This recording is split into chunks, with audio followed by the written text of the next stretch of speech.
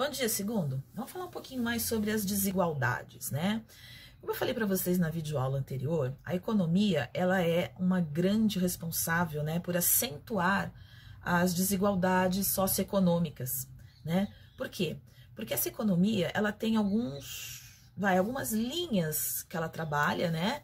E essas linhas em que ela trabalha acabam gerando uma desigualdade socioeconômica. Então, por exemplo, produzir cada vez mais com custos menores. Então, uma das maneiras que você tem para reduzir custo é justamente reduzir salários ou é demitir o excesso aquilo que eles chamam de excesso, né, de trabalhadores. Então, vocês estão vendo a situação que nós vivemos hoje é um exemplo, né? Nós estamos na beira de uma onda de demissões, justamente porque a produção não poderia parar. A produção está parada, né? Então, se você não produz, você não tem como pagar os insumos, você não tem como pagar os salários, você não tem como pagar os impostos. Então, as demissões são as formas encontradas para minimizar ou tentar sobreviver a essa crise, tá? É uma situação de emprego conjuntural, ele tem a ver com o momento que nós estamos vivendo. A tendência de um desemprego conjuntural é que ele retorne, né? Ele acabe junto com a crise, mas isso leva tempo. Então, essa ideia de produzir mais, cada vez gastando menos, leva as empresas a reduzirem justamente os salários dos funcionários. Bom, a economia hoje busca encurtar cada vez mais as distâncias através dos transportes e das comunicações. Então, a gente acaba tendo o quê? Uma automação, a gente acaba tendo uma melhoria, o que é muito bom, mas, por outro lado, você acaba impactando a geração de alguns empregos. Então, quando você investe, por exemplo, num transporte ferroviário, que é o melhor tipo de transporte para mercadorias, você elimina o trabalho do caminhoneiro, certo? Quando você investe numa central de call center que vem lá da Índia, por exemplo, você está deixando de contratar pessoas no seu país para contratar a terceirização desse trabalho indiano, tá bom? Então, você está encurtando as distâncias, você está se tornando mais eficiente, mas você está substituindo profissões. Outra coisa, gente, investir em pesquisa.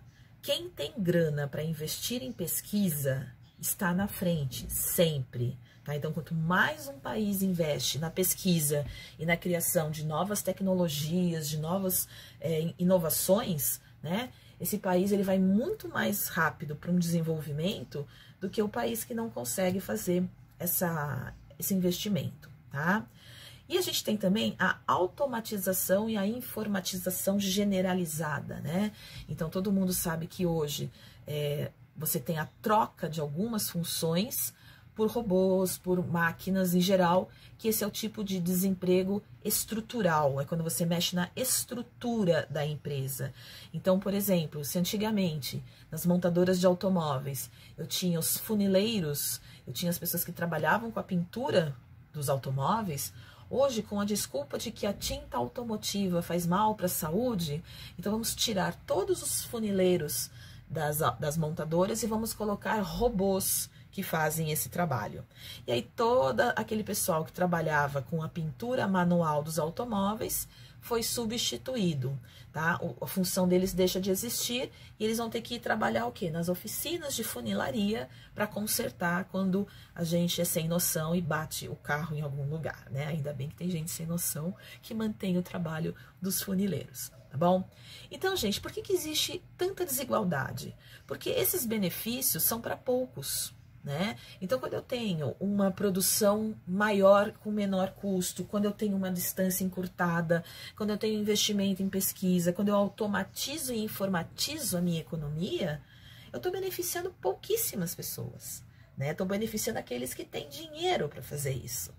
E aí a gente tem toda uma massa de pessoas, né? De países em desenvolvimento que não conseguem acompanhar. Então, esses países em desenvolvimento vão ser os excluídos desse processo todo, tá?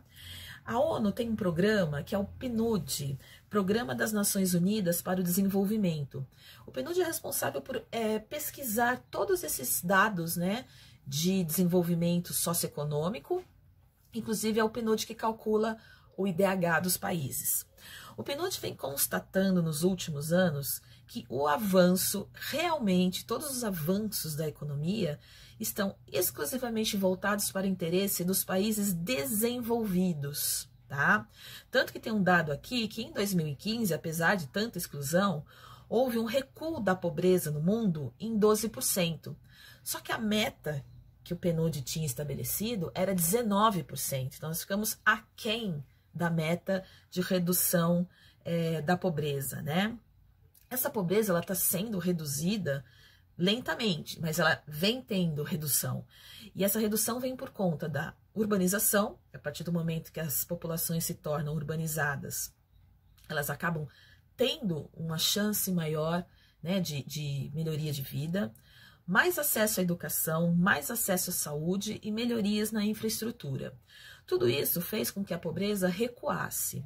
Só que, mesmo assim, nós ainda temos 836 milhões de habitantes no planeta Terra vivendo abaixo da linha da pobreza, que é com menos de $1,25 por dia. Então, se a gente fizer aqui uma conta arredondada, vamos supor que fosse $1 ao nosso valor aqui, vamos arredondar tudo aí, são R$6 por dia, né? Então, vocês imaginem uma família vivendo com, entre R$6 e R$7 por dia, né? Então, isso é linha de pobreza. Então, gente, o mundo, ele deve, né? Eu acho que quando a gente for estudar o ano de 2020, daqui a alguns anos, nós vamos ver esses dados bem piores, né, gente? Nós vamos provavelmente, principalmente nos países subdesenvolvidos, países em desenvolvimento, nos emergentes, nós vamos ter um impacto, sim, né, de tudo que está acontecendo hoje. Isso é inevitável, né? Então, a partir do momento que você está entre a cruz e a espada, né, é muito complicado. Então, você escolher se você salva vidas ou se você salva economia, eu não queria estar na pele de quem tem que tomar essa decisão. Tá bom? Pergunta surpresa. Pergunta surpresa é o seguinte, eu quero que vocês acessem o site do PNUD Brasil. É só colocar lá no Google PNUD Brasil, PNUD Brasil. O que vocês vão fazer? Vocês vão escolher, lá na página de abertura, eu tô com ela aberta aqui, tá? Tem várias manchetes, vários artigos, várias notícias na primeira página do PNUD Brasil. A maior parte delas está falando justamente sobre o combate à Covid. Então, eu quero que vocês escolham um desses artigos, copiem o título dele e comentem. Não precisa ler a reportagem, só comentem pelo título. Eu quero saber a ideia de vocês sobre o título sobre o tema do título que você copiou. Não precisa ler, tá? Mas, por favor, quando vocês forem responder, escrevam o título da notícia para eu saber qual foi que vocês escolheram, senão eu não vou saber qual foi, tá? Tem várias aqui, tá? Tem bastante coisa legal pra gente. Aliás, o site do PNUD é um site muito bom pra gente pegar informações. Tudo bem, pessoal? Alguma dúvida, por favor, deixem lá no mural, tá? Ou no Uno, como vocês preferirem, e as tarefas estão lá junto pra vocês. Beijo, galera. Até a próxima.